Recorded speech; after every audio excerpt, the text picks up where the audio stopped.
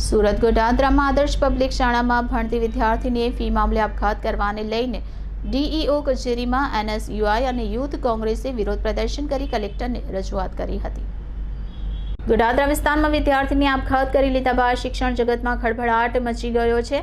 શાળા સંચાલકો દ્વારા ફી બાબતે વિદ્યાર્થીની પાસેથી અને તેના પિતા પાસેથી ફી બાબતે દબાણ કરવામાં આવતા હોવાના પણ આક્ષેપ થયા હતા। તેમજ વિદ્યાર્થીનીના પ્રેમ સંબંધની પણ ચર્ચાઓ સામે આવી હતી, પરંતુ આ વચ્ચે હવે રાજકીય પક્ષો પણ સક્રિય થઈ ગયા છે। એનએસયુઆઈ અને યુથ કોંગ્રેસ દ્વારા જિલ્લા શિક્ષણ અધિકારીની કચેરીમાં જઈને વિરોધ નોંધાવ્યો હતો।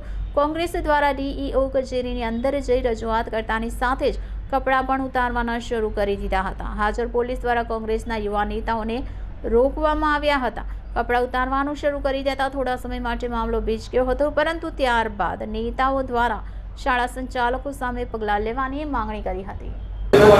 ધીરેન્દ્રસિંહ સોલંકી, એનએસયુઆઈ સુરત શહેર પ્રમુખ।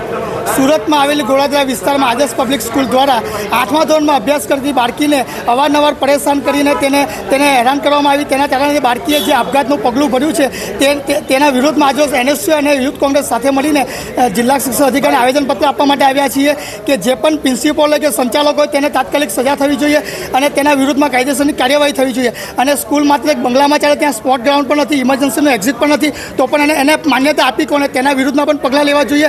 અને અમારી એક જ માંગણી છે કે જો આ બાળકીને ન્યાય નહીં મળે તો એનએસયુઆઈ આવનાર સમયે ઉગ્ર આંદોલન પણ કરશે અને જે પણ પગલાં લેવા પડે તાત્કાલિક લઈ બાળકીને ન્યાય મળે, અમારી માંગણી।